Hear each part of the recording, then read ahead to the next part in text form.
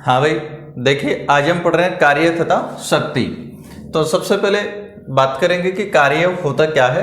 तो देखिए कि एक बल तब कार्य करता हुआ कहलाता है जब उसका अनुप्रयोग बिंदु बल की दिशा में विस्थापित होता है। तो यहाँ पर देखिए सबसे पहले एक शब्द आपके पास में आया, अनुप्रयोग बिंदु।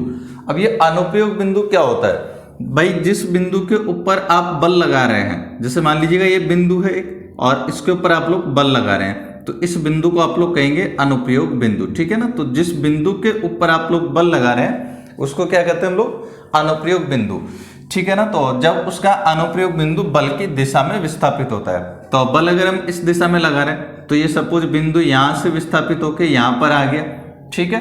तो हम लोग कहते हैं कि जो बल है वो वास्तव में कार्य कर रहा है। तो अगर जो अनुप्रयोग बिंदु है बल की दिशा में विस्थापित होता है तब हम लोग कहते हैं कि बल कार्य कर रहा है। इसके बाद में देखिएगा, अब कार्य होगा किसके बराबर? भाई कार्य तो कर रहा है, लेकिन ये कार्य कितना कर रहा है वो उसके लिए डेफिनेशन देखिएगा। फिर हमने यहां लिखा है कि किसी समय बल के द्वारा किया गया कार्य बल तथा बल की दिशा में उसके अनुप्रयोग बिंदु द्वारा चली गई दूरी के गुणनफल के तुल्य होता है। और दूरी का मतलब यहां पर किससे होगा? विस्थापन से। विस्थापन का मतलब सीधी दूरी। तो जैसे मान लीजिएगा आपने इस अनुप्रयोग बिंदु पर ये कोई भी बल लगाया, ये अगर x दूरी तय कर रहा है, ठीक है ना, तो बल F है और दूरी x है। तो ये जो Fx है ये किसको रिप्रेजेंट करेगा? यहाँ पर बल के द्वारा किए गए कार्य को। तो बल के द्वारा जो किया गया कार्य है वो क्या हो जाएगा? बल और इस अनुप्रयोग बिंदु के द्वारा विस्थापित दूरी के गुणनफल के बराबर। अब हम देखेंगे अचर बल द्वारा किया गया कार्य। तो देखिएगा अचर बल के द्वारा किया गया कार्य किस प्रकार से हम लोग देखते हैं। मान लीजिएगा एक कोई कण है जो कि यहाँ इस बिंदु O पर है। तो बिंदु O पर एक कण है और ON की दिशा में एक बल कार्यशील है, ठीक है। इस ON की दिशा में एक बल कार्यशील है इस पिंड O पर, और इस बल की वजह से जो पिंड यहाँ पर बिंदु O पर था ये विस्थापित हो जाता है यहाँ इस बिंदु P पर। तो विस्थापन आपके पास में हो जाएगा, ये O को मैं P से मिला देता हूँ, तो OP की दिशा में ये विस्थापित इस प्रकार से हो जाता है। और ये जो OP ON के साथ जो कोण बना रही है, ये कोण हमने मान लिया सपोज कितना है? थीटा।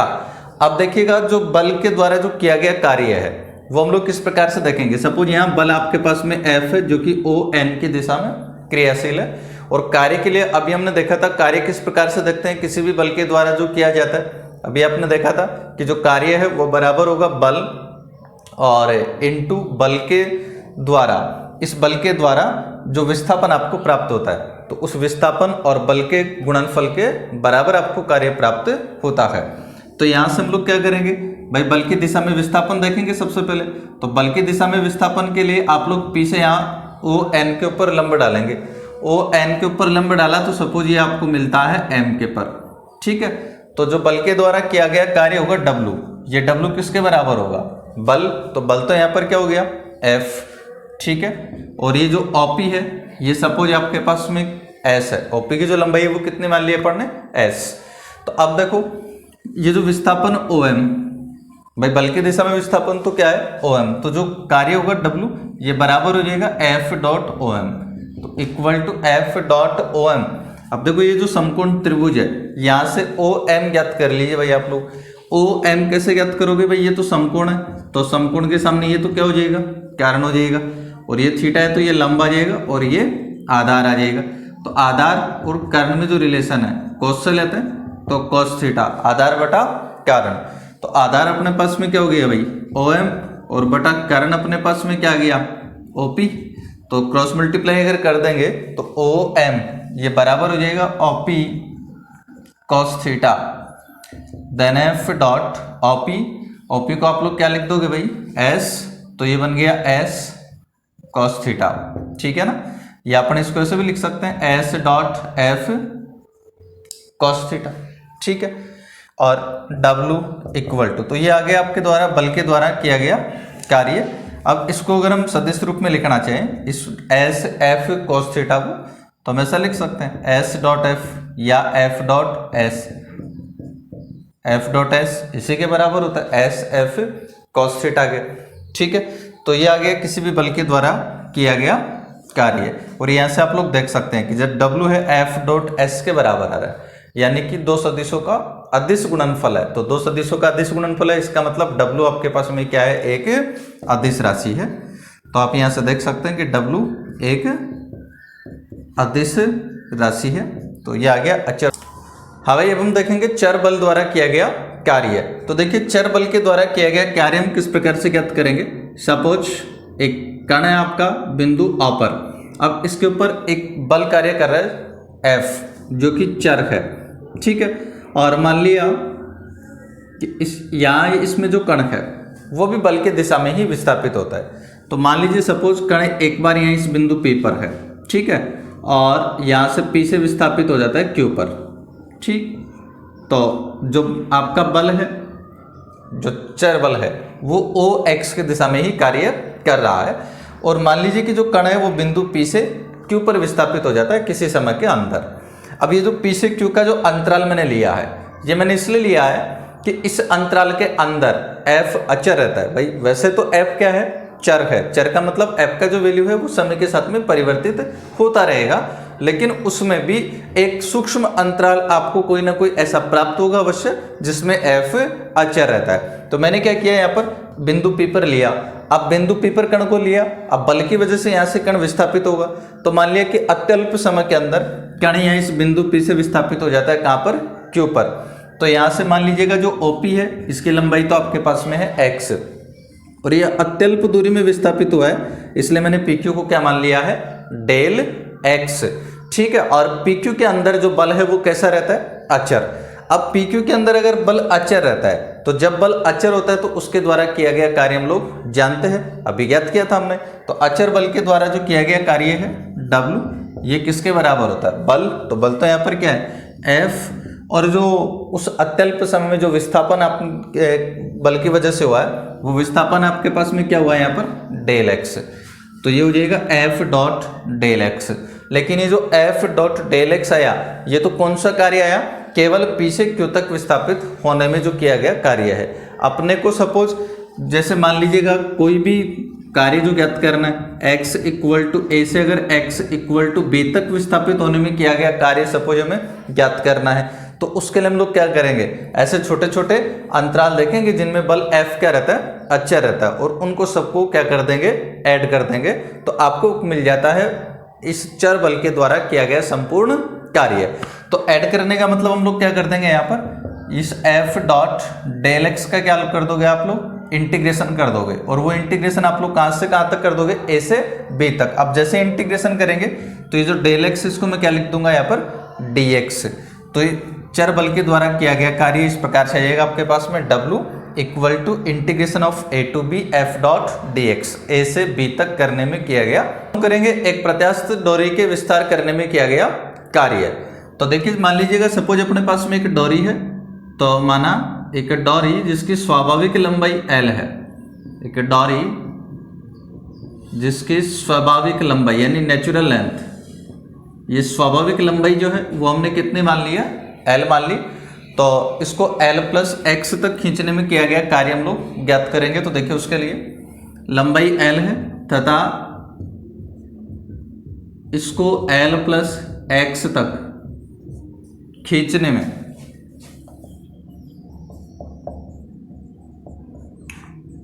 इसको L प्लस x तक खींचने पर जो तनाव आएगा डोरी में, जो तनाव होगा कैपिटल T, क्या होता है, हुक के नियम से हम जानते हैं जो तनाव होता है T इक्वल टू क्या होता है, लैम्डा x अपॉन L। भाई कितनी लंबाई तक खींचा आपने, L से L प्लस x तक, यानी x लंबाई तक उसको खींचा है, x लंबाई तक खींचा तो तनाव आपके पास में आ जाएगा हुक के नियम से लैम्डा x अपॉन L।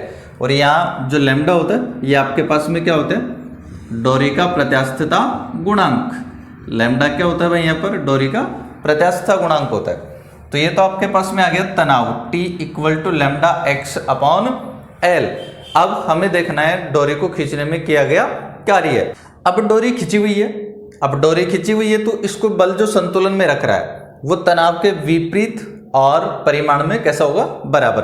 तनाव परिमाण में तो बराबर होगा लेकिन दिशा में कैसा होगा, तनाव के विपरीत दिशा में कार्य करेगा। लेकिन अगर बल और थोड़ा अधिक कार्य किया जाए, तो अगर और थोड़ा बल अगर आप लोग लगाते हैं तो डेल x विस्थापन में डेल x विस्थापन में किया गया कार्य। ठीक है, सपोज ये जो डोरी है इसके डेल x विस्थापन में जो किया गया कार्य है वो डेल w, ये बराबर हो जाएगा t डॉट डेल x के। तो यहाँ से del w equal to t का वैल्यू पुट कर दीजिएगा लैम्डा x अपॉन l। तो lambda x upon l dot del x, इसलिए w इक्वल टू, ये तो डेल w है, तो w देखिए किस प्रकार से लिखेंगे आप लोग यहाँ भाई, लैम्डा अपॉन l तो क्या है, कांस्टेंट है, और इसका इंटीग्रेशन कर देंगे तो x डॉट, अब इंटीग्रेशन करेंगे तो डेल x को आप लोग क्या लिख देंगे dx, और इंटीग्रेशन का जो लिमिट है वो हम लोग कहाँ से कहाँ तक लिखेंगे। देखो भाई डोरी को हम l से कहाँ तक खींच रहे हैं, l प्लस x तक खींच रहे हैं, तो यहाँ पर तो x का मान क्या हो गया 0, भाई l का मतलब l प्लस 0, तो कंपैरिजन करें तो x का मान यहाँ पर तो क्या हो गया आपके पास में 0, और यहाँ पर क्या आ गया x, तो लिमिट आप लोग कर देंगे 0 टू x। अब इसको हल कर दीजिएगा तो w equal to lambda upon l, ये तो कांस्टेंट हो जाएगा, और x का जो इंटीग्रेशन है ये आपके पास आ जाएगा एक्स स्क्वायर अपॉन 2, तो इंटीग्रेशन कर दिया 1 अपॉन 2 कॉन्स्टेंट है, और ये हमने लिख दिया है एक्स स्क्वायर, लिमिट इसका 0 टू x ही है, तो जो कार्य है w ये आपके पास में आ गया लेमडा अपॉन 2l, और ये आपके पास में एक्स स्क्वायर आ जाएगा, इसका लिमिट आप लोग जब कर देंगे तो ये आपके पास में आ गया डोरी को लंबाई l से l प्लस x तक विस्थापित करने में किया गया कार्य w equal to lambda upon 2l x square. अब ये जो कार्य आपके पास में आया है ये तो कौन सा आया, डोरी को लंबाई l से l प्लस x तक खींचने में किया गया कार्य। अब सपोज अगर हम डोरी को l प्लस x1 से l प्लस x2 तक खींचते हैं तब उसके द्वारा बल के द्वारा किया गया कार्य, वो भी हम लोग एक बार देख लेते हैं। तो यदि डोरी को l प्लस x1 से l प्लस x2 तक खींचा जाता है, l प्लस x1 से l प्लस x2 तक खींचा जाता है, तब बल द्वारा किया गया कार्य, बल द्वारा किया गया कार्य। देखिए अब जो बल के द्वारा किया गया कार्य होगा वो आपके पास में क्या होगा, मैं यहां लिख रहा हूं,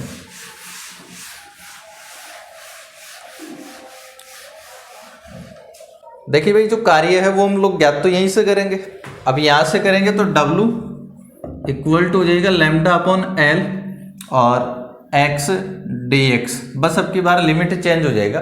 भाई आप डोरी को l प्लस x1 से l प्लस x2 तक खींच रहे हैं तो इंटीग्रेशन का जो लिमिट है वो क्या हो जाएगा x1 से x2 तक, भाई x का लिखना है ना लिमिट आपको, तो x का वैल्यू देख सकते हैं x1 से x2 तक है, तो अब की बार लिमिट आप लोग कर दोगे x1 से x2, इसको हल कर दीजिएगा तो lambda upon 2l x square upon 2 बनेगा ना इंटीग्रेशन, तो 1 अपॉन 2 को मैंने बाहर लिख दिया है, और ये आपका एक्स स्क्वायर, लिमिट आपके पास में होगी x1 से x2, तो ये आ जाएगा लेमडा अपॉन 2l और इनटू, अब देखो इसका जो अपर लिमिट है ये हो जाएगा x2 स्क्वायर और माइनस लोअर लिमिट से आ जाएगा x1 square, then w equal to lambda upon 2l।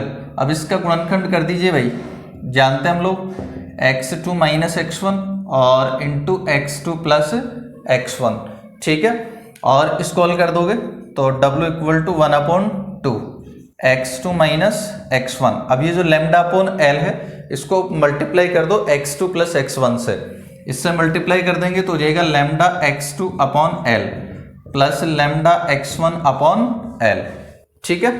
तो अब देखते हैं क्या बनेगा।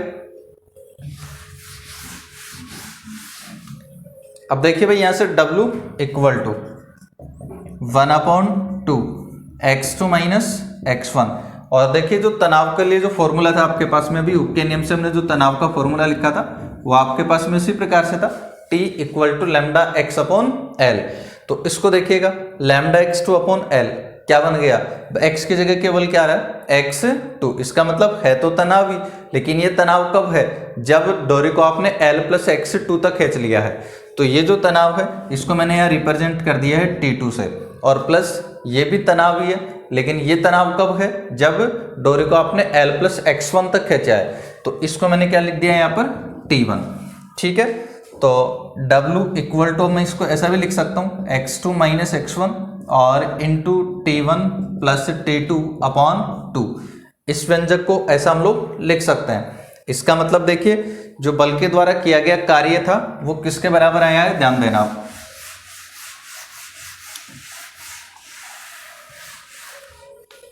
इसलिए डोरी को L प्लस x1 से L प्लस x2 तक खींचने में किया गया कार्य, खींचने में किया गया कार्य या विस्तार करने में किया गया कार्य, एक ही बात है। तो ये बराबर हो गया, देखो x2 minus x1। x2 minus x1 तो किसको रिप्रेजेंट कर रहा है भाई, डोरी को आपने L प्लस x2 से L प्लस x1 तक खींचा था। इसका मतलब जो x2 माइनस x1 है ये किसको रिप्रेजेंट कर रहा है, डोरी में कुल विस्तार को। भाई ये डोरी की लंबाई सपोज यहाँ तक L प्लस x1 है, यहाँ तक L प्लस x2 है, तो x2 माइनस x1 इसी को रिप्रेजेंट करेगा ना, डोरी में कुल विस्तार को। तो ये बराबर आ गया कुल विस्तार इनटू ये आपके पास में किसको रिप्रेजेंट कर रहा है, T1 plus T2 upon 2। T1 तो कहाँ है, यहाँ इस बिंदु P पर तनाव है, T2 क्या है, इस बिंदु Q पर तनाव है। और T1 प्लस T2 अपॉन 2 का मतलब क्या हो गया, डोरी में तनाव का माध्य। भाई दो तनाव थे, दोनों को ऐड किया, 2 से डिवाइड किया, इसका मतलब क्या हो गया, तनाव में माध्य। तो इनटू डोरी में तनाव का माध्य। ठीक है, तो किसी भी डोरी को L प्लस x1 से L प्लस x2 तक या विस्तार करने में जो किया गया कार्य होगा वो किसके बराबर आएगा, डोरी का कुल विस्तार और इनटू डोरी में तनाव का माध्य।